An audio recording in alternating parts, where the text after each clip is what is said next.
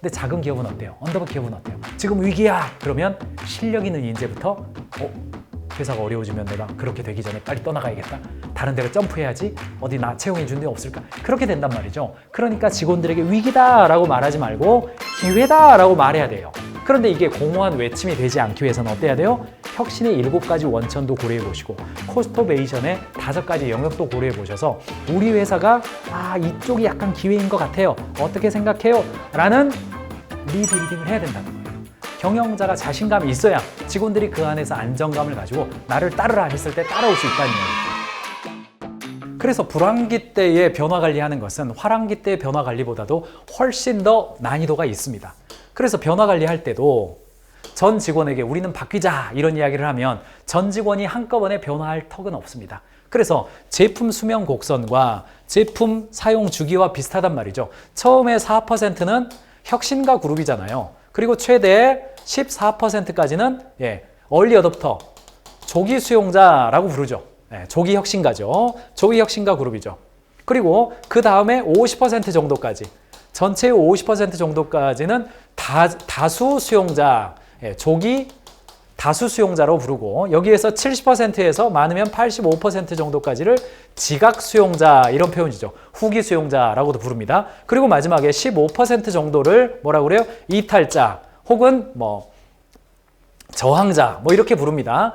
지금 우리나라에서 스마트폰처럼 탁월한 서비스도 사용 마켓 쉐어가 100%는 아닙니다. 100% 아닙니다. 그렇기 때문에 100%에게 만족시켜주는 서비스는 등장하지가 않습니다. 자, 변화 관리도 비슷합니다. 나를 따르라 했을 때 100명 직원들이 100명이 똑같은 용량과 속도로 다 달려온다? 그걸 기대하는 것 자체가 기업가 정신스럽지 않단 말이죠. 내가 제품을 딱 출시하면 100명 모두 다 만족한 서비스가 없는 것처럼 직원들한테 나를 따르라 했을 때 100명이 다 똑같이 따라오진 않아요. 아마 4% 정도는요, 이미 경영자보다 먼저 변화하고 있을 가능성이 높아요. 그리고 한 15% 정도, 100명 있다 그러면 최대한 20명 정도까지, 여기 한 20% 정도까지 좀 더 넓게 잡아드리죠. 20명 정도, 8대2의 법칙을 적용하면 20명 정도까지는요, 함께 해봅시다 했을 때 좋습니다. 대표님 한번 따라가겠습니다. 이렇게 나온단 말이죠. 그러면 요 정도 20%가 동의를 하고 따라오면 그때부터는요, 시도해봐야 됩니다. 누구로? 이 20%를 초기에 성공을 만들어내는 베스트 프랙티스를 만드는 일에 도전을 해봐야 된다는 이야기예요. 모두가 따라올 것으로 기대하고 아직도 준비가 덜 됐네, 다 동의할 때까지 기다리겠습니다. 그런 방식으로 혁신이 잘 일어나지 않는다는 겁니다. 지금처럼 개별적 성과 관리의 시대이고 1인 담당 시스템일수록 더더욱 그렇습니다. 우리가 공장을 100명 출근하는데 99명이 공장에 다 붙어있는 그런 조직이 아니라면 다 따라올 것을 기대하지 마시고 20% 정도가 동의한다. 그러면은 코스터베이션의 시도를 해보고 TF도 해보고 프라이싱도 새로 해보고 프로듀싱도 새로 해볼 수 있는 그런 방식으로 가란 말이죠. 그렇게 해서 베스트 프랙티스가 나오면, 자, 초기 다수 수용자와 지각 수용자들, 이 사람들은 경영자의 말을 듣는 것이 아니라 경영자를 따라서 열심히 했던 여기 얼리 어댑터들, 잘 따랐던 사람들, 이 사람들이 어떻게 되는지를 보고 따라온단 말이죠. 그리고 마지막에 15% 정도는요, 사실은 안타까운 이야기지만 어떻게 해도 잘 안 따라온 사람도 있습니다. 그 사람들 때려잡으려고 그만두든지 따라오든지 마음대로 하세요. 그렇게 하는 거 별로 바람직하지 않습니다. 약간은 전략적인 방치도 좀 필요합니다. 중간에 있는 사람들이, 주로 이제 오래된 사람들이 여기 붙어 있는데, 중간에 있는 사람들이 뒷골목 이야기에 귀를 기울이지 않도록 이쪽의 이야기들, 베스트 프랙티스를 강조하고 그들의 성공 사례를 만들어내는 것에 집중하는 것이, 잘 안 따라오는 사람들의 신경 쓰다가 변화의 포인트를 놓치는 것보다는 훨씬 더 지혜로운 일이다. 변화 관리는 다 따라오라고 하는 것이 아니라 초기에 따라오는 사람들을 통해서 성공 사례를 만들어서 보여주면서 따라오라고 하는 것이다. 이거 여러분들이 잊으시면 안 됩니다. 불황기 때도 비슷한 관점이 있다. 여러분들이 참고하시면 되겠습니다. 경영자 여러분, 혹시 이렇게 생각하고 계십니까? 경기가 어려우니 우선 비용부터 줄여야 하지 않을까? 그러나 이런 방식으로는 오히려 불황을 더 깊게 체감하게 될 뿐입니다. 경제가 침체되고 매출이 하락하는 시기야말로 매출을 높일 수 있는 효율적인 확장 전략을 더 모색할 때입니다. 가인드 캠퍼스가 불황 속에서도 성장할 수 있도록 돕겠습니다. 위기를 기회로 만드는 경영자분들을 위해 사업 확장 전략 도구 25정 패키지를 준비했습니다. 이 패키지는 시장 조사부터 사업 피드백 관리까지 우리의 사업 확장의 5단계를 체계적으로 구축할 수 있도록 준비한 실무용 템플릿 패키지입니다. 특히 30인 이하 중소기업 경영자분들을 위해 실제 컨설팅 현장에서 검증된 자료와 노하우를 집약하여 만들었습니다. 이번에는 가인지TV 구독자분들을 위해 특별하게 준비했습니다. 지금 구글 폼을 작성해주신 모든 분들께 핵심 자료 3종을 무료로 보내드리겠습니다. 하단 고정 댓글의 링크를 통해서 신청하시면 됩니다. 우리 가인지 캠퍼스 회원분들은 지금 가인지 캠퍼스에 가셔서 전략도구 25종을 모두 받아가십시오. 그리고 이 비상경영의 시기, 매출 성장의 기회를 놓치지 마시길 바랍니다. 제가 오늘 좀 포커스하고 싶은 건 뭐냐? 자, 고객 만족을 유지하면서 비용을 최소화하는 혁신이 지금은 필요합니다. 혁신을 하긴 해야 되는데 돈은 많이 못 써요. 돈은 많이 못 씁니다.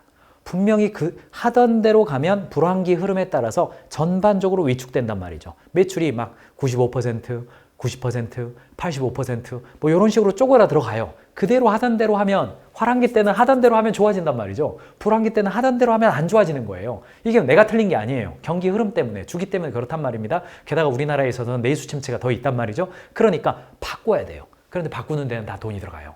하다못해 모여서 미팅하는 것도 기회비용이 들어가는 것이고 고객한테 만나서 뭐 전화통화하는 것도 시간 비용이 들어가는 겁니다. 그러니까 혁신은 정말 중요한데 혁신은 해야 되죠. 그런데 비용을 줄이는 혁신이 핵심입니다. 중소기업은 이게 핵심이에요. 자, 참고할 수 있는 책 한 권 소개해 드립니다. 코스트 오브 에이션이라는 책이고요. 가인지 캠퍼스에서도 제가 따로 이거에 이 책에 대해서 한번 설명을 해 드렸으니까 참고하시길 바라고, 핵심은 뭐냐? 코스트 이노베이션입니다. 고객 만족을 유지하면서, 즉 혁신을 하면서 비용을 최소화하는 혁신의 방식이에요. 과거에는 고객 만족을 유지하면서 가격을 낮추는 방식으로 얘기를 했어요. 그리고 제품 및 고객 혁신, 내부 비즈니스 운영 혁신, 혁신 담당자뿐 아니라 관리, 운영자 모두가 중요한 기술 혁신, 혁신의 도구를 적용해서 얻어지는 경우가 많은 것을, 이쪽을 우리는 코스트베이션이라고 불러요. 반대로 지금 저성장 시기가 되다 보니까 뭐든지 절감하자, 아끼자, 그러면 여러분 어때요? 뭐 다이어트 한다고 밥 안 먹으면 지방부터 빠집니까? 근육부터 빠집니까? 근육부터 빠집니다. 사내에서 어떤 전략적인 우선순위나 어떤 공감대가 없이 지금 힘드니까 경비 줄여. 그러면 뭐부터 줄여요? 고객에게 가는 것부터 줄여요.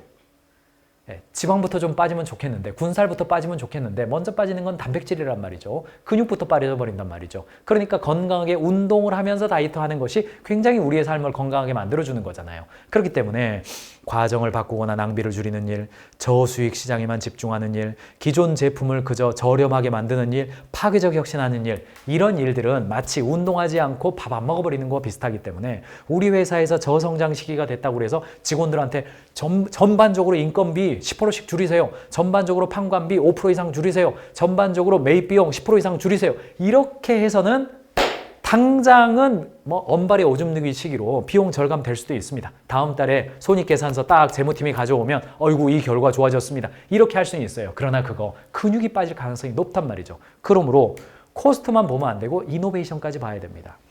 비용 절감은 쉽지 않을 뿐 아니라 더 이상의 비용 절감의 여지가 없을 가능성이 높습니다. 필요하니까 썼을 거예요, 아마도. 두 번째, 그럼에도 불구하고 포화 상태에 이른 시장이라 하더라도 충족되지 못한 고객의 수요는 여전히 존재합니다. 또 낮은 가격을 찾는 고객들은 많아집니다. 저성장 시기일수록 낮은 가격을 원하는 고객들은 늘어납니다. 그래서 자, 여러분의 시장에서, 저와 여러분들의 시장에서 이런 징조가 나타났다. 그러면 비용을 고려한 혁신으로 포커스를 바꿔야 될 때다. 잘 들어보시기 바랍니다. 첫 번째, 값비싼 속성이에요. 우리 회사의 제품의 몇 가지 속성 때문에 비용이 많이 들어요. 전에는 밀가루 적절했는데 밀가루 때문에 정말 미치고 빵 팔아야 돼요. 자, 커피 원두 2배 이상 올랐잖아요. 커피 원두 때문에 가격 올려야 되는데 가격 못 올려. 다른 데가 더 싸게 팔아버려. 백다방 가격 올릴 생각을 안 해. 그 옆에서 나는 장사하는데 어떻게 가격을 올릴 수 있습니까? 몇 가지 속성 때문에 비용이 많이 들어가죠. 두 번째, 값비싼 고객이에요. 몇몇 고객들 때문에 비용이 많이 들어가요. 오랫동안 나랑 거래처가 했어요. 근데 이 거래처가 내 매출의 상당 부분을 차지해요. 근데 그 거래처가 오더니 이거 뭐 10% 이상 절감 안 되면 저희 거래처 바꿔야 될 것 같습니다. 미쳐버리는 거죠. 이렇게 되면은 막 그냥 뼈가 녹는 겁니다. 무릎이 그냥 흔들리는 거예요. 그런 상황이면 코스트 오브 액션이 필요하다는 겁니다. 세 번째, 제품이 아니라 판매 과정에서 비용이 많이 들어요. 제품 만드는데 비용 들어가야 되는데 자꾸 영업부 운영하고 마케팅하고 프로모션하고 가격 할인하고 이러는 과정에서 비용 많이 들어간다는 거. 지나치게 표준화된 제품이죠. 고객 수요가 다양한데 결과물은 다 기성품화돼 있어가지고 맞춤형으로 제공해주기 어려울 때, 지나치게 표준화된 판매 방식이죠. 모든 고객에게 똑같은 방식으로 판매되어서 불편이 등장할 때, 비용의 불균형, 비용 대비 매출 비중이 적당하지 않은 부분이 있어요. 매출은 그대로인데 원가는 계속 상승했어요. 자, 과도한 배려, 모든 경우에 염두를 둔 시스템이에요. 시스템이 너무 복잡해가지고 우리 내부 직원들도 어떻게 해야 될지 잘 몰라요. 자, 이런 경우가 등장했다. 그러면 저성장 시대의 산업으로 등장을 했고, 이때야말로 원가를 고려한, 가격을 고려한 코스터베이션이 필요한 상황이라는 겁니다. 코스터베이션에 5가지 기회가 있습니다. 첫 번째, 제품과 서비스를 바꾸면 됩니다. 아까 말씀드렸던 것처럼 줌인 전략, 줌아웃 전략 여러 가지 할 수 있습니다. 그 다음에 이거는 고객의 눈에 보이는 혁신이에요. 아하, 이게 뭐 지금 이 제품을 판매하는데 뭐 3천만 원이었는데요. 나머지 빼고요. 그 정도까지 필요 없으니까 한 1,500만 원에 1년 계약합시다. 고객이 눈에 보이죠. 이런 거 가능합니다. 그런데 눈에 보이는 혁신을 하려면 내부적으로 그냥 그게 되겠습니까? 그냥 되겠습니까? 눈에 보이지 않는 혁신이 이루어야 됩니다. 제품을 만드는 방식, 제품을 전달하는 방식, 제품을 판매하는 방식, 업계나 이 갑을 관계에 있어서 파트너들과 연대하고 파트너십을 맺는 방식이에요. 자, 첫 번째. 제품과 서비스의 혁신입니다. 제품을 단순화하는 방식이에요. 자, 중요한 특징에만 초점을 맞추는 겁니다. 자, 프라이마크라고 하는 유럽에 있는 기업입니다. 여기는 패션 회사가 제품을 생산을 할 때 초도 물량을 생산할 때 드는 비용이나 리오더 하는 거 있죠? 잘 팔리는 것을 다시 추가 주문을 해요. 그거 할 때 드는 비용이나 거의 비슷해요. 거의 비슷합니다. 그러니까 원가가 많이 들어가는 거죠. 프라이마크는요, 나머지를 다 생략해버립니다. 리오더, 3오더, 4오더, 5오더, 이게 사실 디자이너의 영광입니다만 프라이마크라는 곳은요, 리오더 자체를 아예 없애버렸습니다. 초도 물량에만 그냥 집중을 하고 나머지 원가는 다 생략하고 차라리 소비자들에게 빨리 판다. 한 번 팔고 끝내버린다. 그러니까 소비자 입장에서는 지금 안 사면 없다. 이런 정신까지 생겨가지고 오히려 유리한 방식으로 운영하는 기업이기도 합니다. 제품과 서비스가 점점 복잡해진 것을 막기 위해서 지속적으로 자기 제품과 서비스를 평가하고 목표가 달성되고 있는 것인지를 점검하는 겁니다. 내가 이 제품을 판매하는데 불필요하게 들어가는 비용이 있는가? 그 비용 대비해서 실제로 나오는 효과가 떨어진다? 그러면 과감하게 싹 잘라내서 줌인 전략을 사용하는 겁니다. 자, 맞춤화 지연 전략이라고 하는 사실 비즈니스에서는 종종 쓰는 경영 전략에서 쓰는 단어인데 뭐냐면 맞춤화 지연 전략을 뭐냐면 최대한 공통적인 제품을 만들어요. 그리고 끝단에서 차별화를 시키는 겁니다. 대표적인 예가 살트앤쉐이크라고 그래서 이 과자입니다. 과자인데 영국의 인기 감자칩 숄튼세이크 살트 앤 세이크. 자, 작은 소금 봉지를 제품 옆에 넣어가지고 고객이 원하는 만큼 넣게 함으로써 무염, 저염, 평균 염도 제품을 모두 생산해야 된다는 부담을 던 겁니다. 자, 누구는 무염으로 달라고 그러고 누구는 매운 것, 누구는 고소한 것, 누구는 달콤한 것 이거 달라고 그러죠. 우리나라도 허니버터칩 기억나실 겁니다. 그런데 여기는 따로 줘요. 봉지를. 그러면은 봉지만 따로 만들고 나머지는 생산 공정을 하나로 통합할 수 있습니다. 여러 가지 따로 만들고 생산 공정 교체하고 오늘은 고소한 거, 내일은 달콤한 거, 모레는 매운 거 이렇게 바꾸는 비용 자체를 아예 없애버린 겁니다. 대신 소비자들로 하여금 봉지에다가 많이 넣든 적게 넣든 상관없이 만들어주는 겁니다. 비슷한 예로 코맥스, 페인트를 판매하는 곳, 리복 똑같이 만들고 막판에 맞춤화하는 거, 미니 있죠. 이 제품도 깡통으로 만듭니다. 그리고 주문한 사람한테 색깔이나 디자인을 고르라고 하는 방식, 다 맞춤화 지연 전략, 저성장 시기에 하는 방법입니다. 저와 여러분들의 상품이 이게 초기부터 고객 맞춤형으로 많이 갔어요. 그러다 보니까 비쌀 수밖에 없죠. 맞춤형 제품이니까. 그런데 어느 정도는 한 90%까지는 기성품으로 만들어요. 그리고 한 10% 정도에서 맞춤형으로 만들어주는 겁니다. 그러면 재고가 많이 있고 원가가 있으니까 원가를 절감할 수 있기 때문에 약간 싸게 제공할 수 있는 여력이 생긴다는 겁니다. 그리고 좁은 시장에도 들어갈 수가 있어요. 좁은 시장에도 조금만 만들 수 있으니까 들어갈 수가 있습니다. 전달하는 방식에 있어서는 많은 경우에 저성장 시기에는 전달 단계를 축소하는 방식으로 나타납니다. 중간 단계를 생략하지만 동시에 고객으로 하여금 약간 동참하게 만드는 방식입니다. 자, 저성장 시기에 이케아가 많이 진출했습니다. 저성장 시기에 패스트푸드점이 많이 진출합니다. 지금 다시 패스트푸드점의 시대로 접어들고 있습니다. 네, 여러분들 지금 패스트푸드점이 지난 3, 4년 동안 우리나라의 활황기 기간 동안에 굉장히 어려웠습니다. 그런데 거의 확실합니다. 저가형 패스트푸드 상품 반드시 등장할 겁니다. 지금 맥도날드, 롯데리아, 버거킹 이런 제품들이 지금 저렴하지가 않습니다. 이렇게 세트로 먹으면 웬만한 설렁탕집 가격보다 싸지가 않아요. 그러니까 지금 다시 아마 백다방 상권과 동일한 상권에 있어서는 굉장히 5,000원 미만의 햄버거를 싸게 먹을 수 있는 제품들 등장할 겁니다. 대신 어때요? 소비자들의 참여를 많이 요청해요. 서비스맨은 밖으로 나오질 않아요. 밖에서 케찹도 자기가 뿌리고 그 냅킨도 자기가 감싸고 콜라도 자기가 자판기에서 딱 먹고 뭐 이렇게 하는 방식으로 많이 등장할 거다. 왜 그래요? 전달 단계에 있어서는 본질적 부가가치가 아니잖아요. 편의성이란 말이죠. 편의성은 괜찮아. 싸게 해줘. 오히려 나 싼 거 원해. 이런 방식으로 나타나는 겁니다. 대표적인 예가 쿠팡이 중간 단계에 일반 커머스가 가지고 있는 중간 유통사, 판매 대행사, 집화장, 터미널, 택배 집화장, 그래서 고객이 가던 것을 단축시켜가지고 바로 다이렉트로 제공해주는 서비스.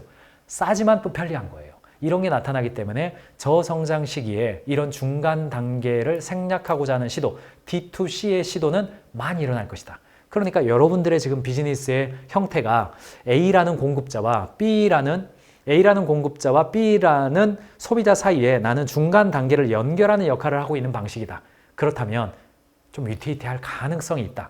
이거 본질적 부가가치로 이동할 필요가 있다. 공급자와 소비자를 연결하는 편의성 그 자체로 우리 회사의 수익 구조다. 그러면 여러분들이 지금 코스터베이션의 그 개선 대상이 될 가능성도 있다는 겁니다. 그 산업 내에서. 그러므로 어떻게 하면 우리의 부가가치가 단순히 편의성을 제공하는 부가가치가 아니라 새로운 부가가치를 제공하는 형태로 될 거냐. 자, 혁신의 원칙 이야기까지만 해드리죠. 체계적이고 목적이 있는 혁신은 새로운 기회의 원천을 분석하는 데서 시작된다. 혁신은 개념적이면서 또한 지각적이기 때문에 혁신가가 되고 싶다면 밖으로 나가서 보고 묻고 들어야 된다. 지금이야말로 고객을 많이 만나셔야 됩니다. 지금이야말로 내 제품을 고객이 어떻게 만지고 어떻게 보고 어떻게 사용하는지를 반드시 보셔야 됩니다. 지금이야말로 음식점 사장님들 쓰레기통 뒤져야 되는 시점이라는 겁니다.